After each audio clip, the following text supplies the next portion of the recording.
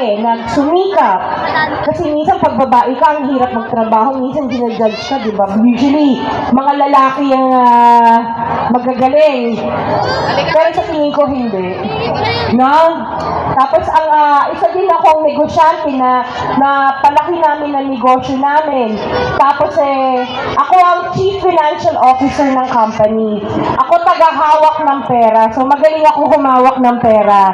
Kasi ang babae, tama po ba? Ang daming babae dito. No? Ang babae magaling humawak ng pera. Para nakasimangot yung mga nasa likod, oh. No? Parang tutol yata sila. Kasi tayo magaling mag-budget. Alam natin kung anong wala, kung anong kulang. Kaya dapat babae talaga nakahawak ng pera. Parang yung mga tatay dito, iba na yung tingin sa akin, no? Hindi. Saka, syempre, ang company namin 99% pasigin yung mga empleyado natin. Na gusto namin, pag kami ipalarin, 100% ang magtatrabaho sa City Hall. Purong pasigin nyo! Hindi taga? Parang alam nyo, no?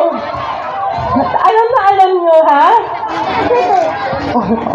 Alam nyo, taga Quezon City? Hindi. Ang paniniwala